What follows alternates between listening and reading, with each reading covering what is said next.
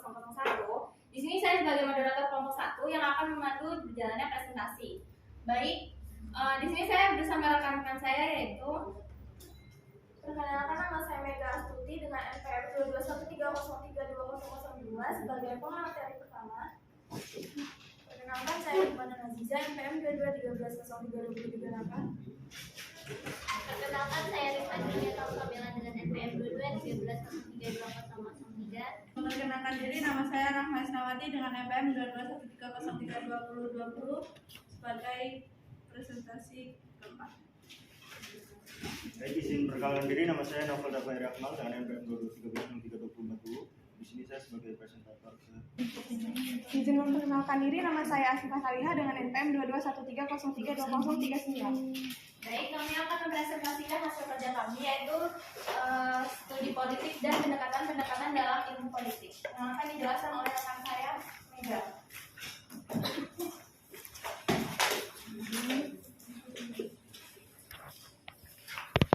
Hakikat politik sebagai ilmu pengetahuan. Politik adalah art of government atau seni pemerintahan yang berasal dari bahasa Yunani. Ada rakyat sebagai pemegang kekuasaan tertinggi yang memberikan mandat kepada pemerintah untuk melaksanakan kebijakannya. Jadi, dengan kata lain, studi politik mengkaji tentang persoalan kekuasaan yang rakyat itu memberikan wewenangnya kepada pemerintah untuk melaksanakan kebijakannya sesuai dengan konsekuensinya. Ada pokok pikiran yang ditulis oleh Aristoteles dalam buku The Father of Politics Princip yang menulis buku tentang etnik dan politik, sedangkan Plato yang menulis tentang republik dan law. Dari kedua filosofi tersebut mengkaji tentang pendekatan kesejahteraan rakyat, yaitu ke bagaimana negara dan rakyat yang seharusnya bertindak bagi kebaikan dunia. Selanjutnya akan dibacakan oleh rekan saya Hikmah. Mengenal studi politik. Ilmu politik merupakan sebuah kegiatan di dalam sistem politik atau negara yang menyangkut proses untuk melaksanakan tujuan sistem tersebut. Politik telah lama diakui sebagai sebuah disiplin ilmu pengetahuan sosial yang berdiri sendiri, karena politik dinilai telah memenuhi kriteria sebagai disiplin ilmu dan perlu digarisbawahi bahwa salah satu syaratnya yaitu adanya objek karena bersifat umum dan merupakan topik yang dibahas secara global tentang pokok persoalan atau subject matter. Sedangkan objek formal lebih bersifat khusus dan spesifik karena merupakan pusat perhatian atau focus of interest suatu disiplin ilmu pengetahuan. Fokus objek kajian ilmu politik menurut ahli yang pertama menurut Roger of Southall, yaitu ilmu politik ada kekuasaan dan pembagian pendudukan. Yang ketiga menurut Josque Michel, yaitu ilmu politik mempelajari pengambilan keputusan kolektif. Yang keempat menurut Hungerwell, yaitu ilmu politik menelaah tentang kebijakan pemerintah, proses dibentuknya ataupun akibat-akibatnya. Yang kelima menurut Maxwell, yaitu ilmu politik mempelajari masalah siapa mendapat apa, kapan dan bagaimana. Baik, selanjutnya akan dibacakan oleh rekan saya Rifka. Objek kajian studi politik. Objek adalah sesuatu yang menjadi pokok pembicaraan. Objek merupakan apa yang akan diamati, diteliti, dipelajari, dan dibahas. Di sini ada 4 objek kajian studi politik, yaitu yang pertama negara, kedua kekuasaan, ketiga kompromi dan konsus, dan yang keempat yaitu pembagian dan alokasi. Menurut Roger F. Sultan dalam bukunya Introduction to Politics mengatakan bahwa ilmu politik mempelajari negara, tujuan-tujuan negara, dan lembaga-lembaga yang akan melaksanakan tujuan-tujuan itu, hubungan antara warga negara serta hubungan negaranya. Kekuasaan di sini merupakan fokus perhatian dari studi politik. Seorang sarjana ilmu politik tertuju pada perjuangan untuk mencapai kekuasaan, mempertahankan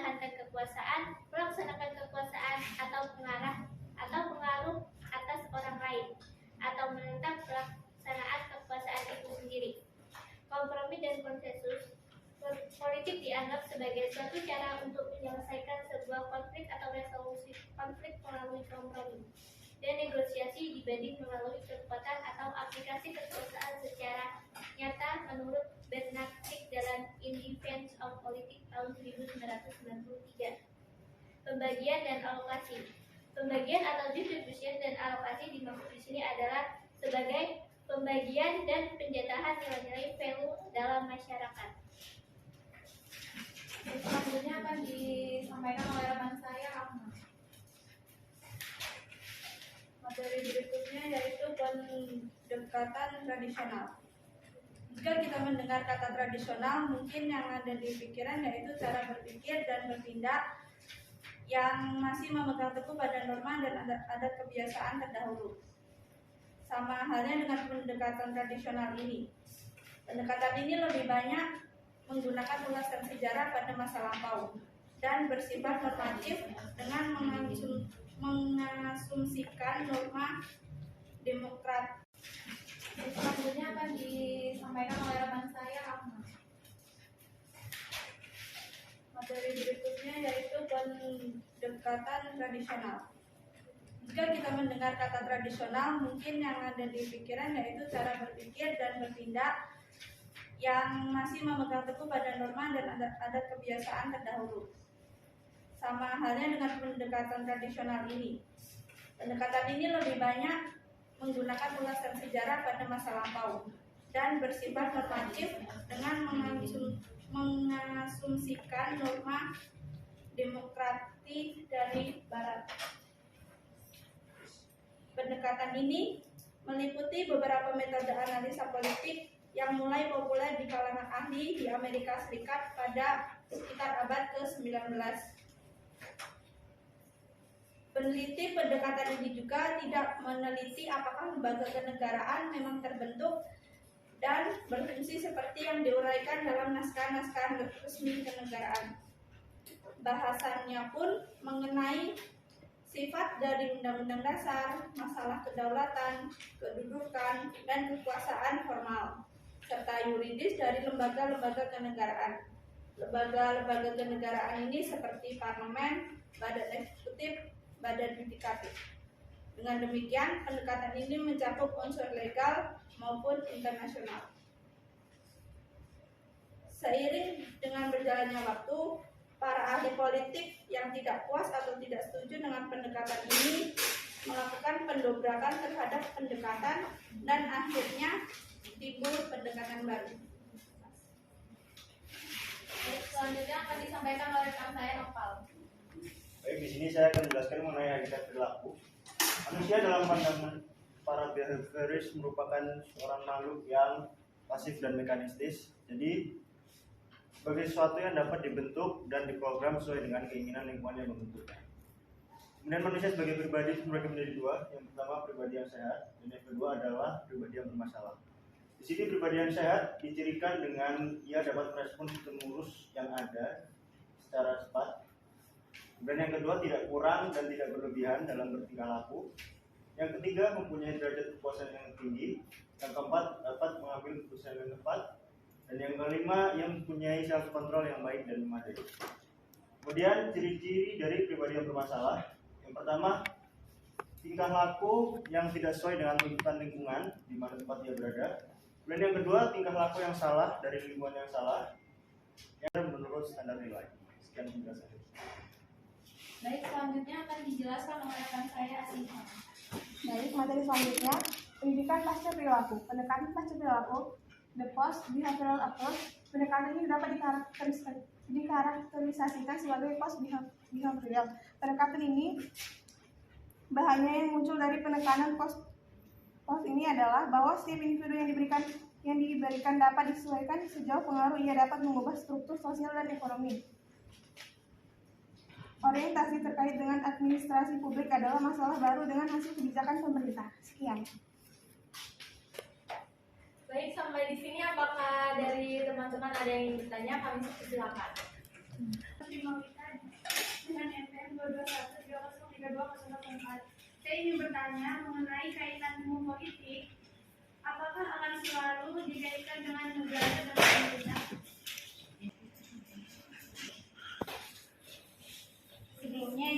perkenalkan diri, saya Novia Imani Putri dengan NPM 221303206. Saya ingin bertanya, bagaimana bisa kekuasaan menjadi pusat fokus dalam objek ilmu politik? Ya, terima kasih.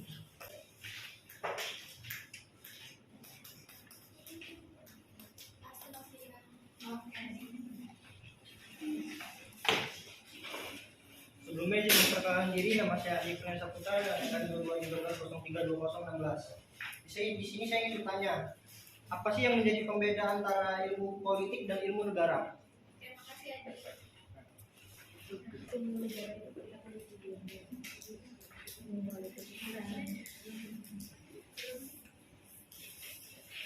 Baik, berikan waktu kami 3 menit untuk berdiskusi.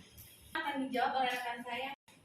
Baik, di sini saya akan menjawab dari pertanyaan Ivan mengenai kaitan ilmu politik. Apakah akan selalu dikaitkan dengan negara dan pemerintahan? Jawabannya, ilmu politik tidak selalu berkaitan dengan negara dan pemerintahan. Ilmu politik dapat juga diterapkan untuk menganalisis hal-hal di luar sistem negara dan pemerintahan.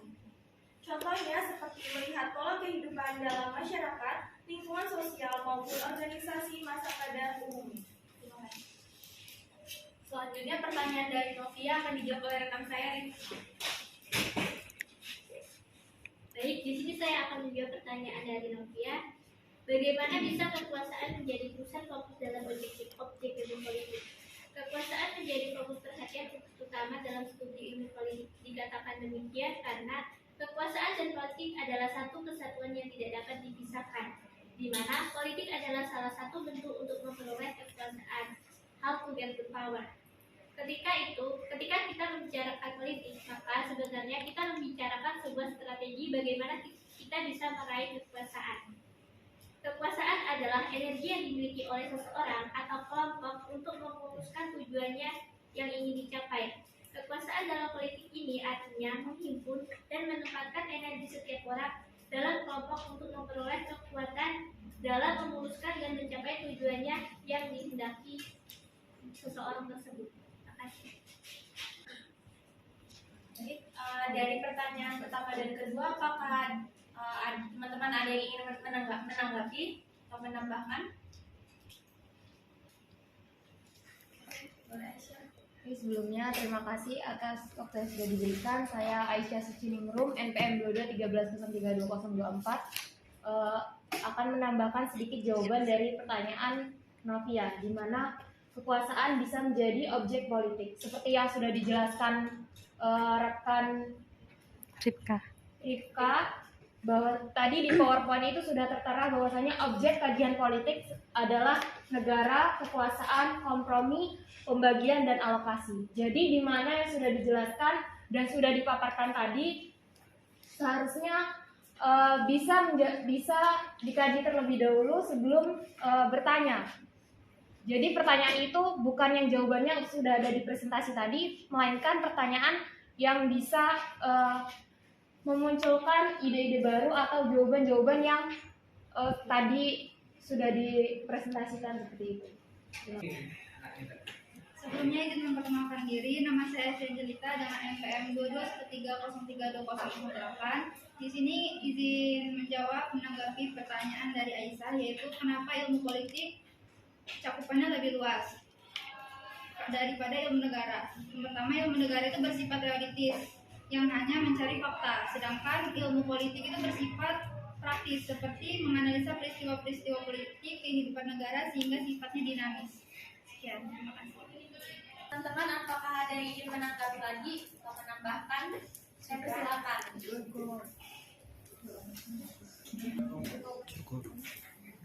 Silakan disimpulkan dulu.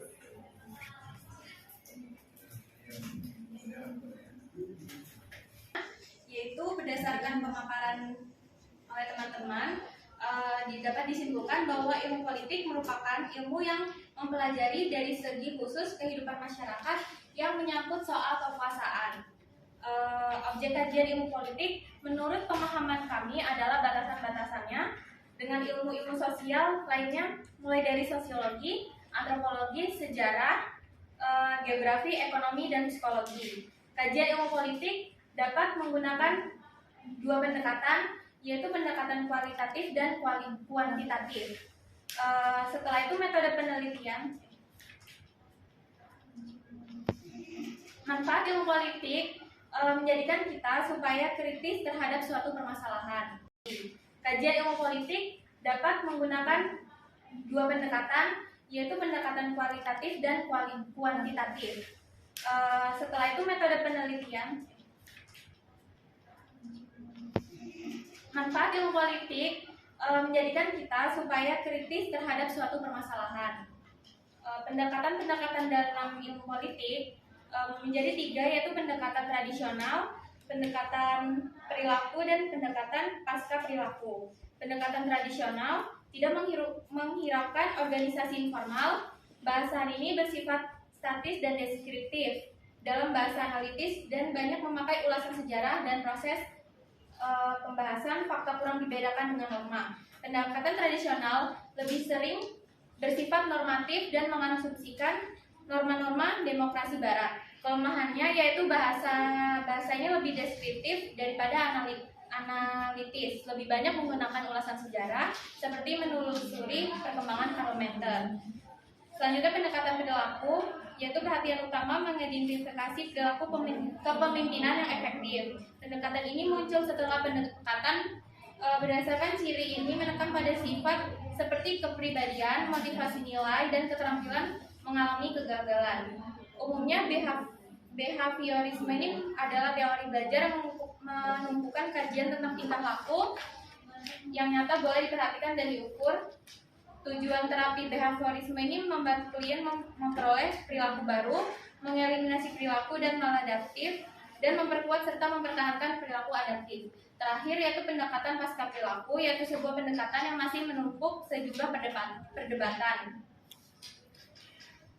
Ia menjadi sebuah pendekatan yang komplit karena muncul adanya ketidaksesuaian antara teori yang dihasilkan dengan kebutuhan masyarakat serta menjadi salah satu faktor utama yang menjadi kritikan atau relevansi. Pendekatan ini muncul karena adanya fokus yang berlebihan dari ilmuwan. Pendekatan pasca perilaku ini menjadi sebuah pendekatan yang memiliki kelemahan metodologis dan akhirnya tidak berhasil merumuskan teori-teori politik yang baku, masih menuai perdebatan. Hal ini merupakan sebuah konsekuensi dari proses kesempurnaan pendekatan sebelumnya. Baik, kami tutup. Sekian presentasi dari kami. Kurang lebihnya kami mohon maaf. Terima kasih. Wassalamualaikum warahmatullahi wabarakatuh.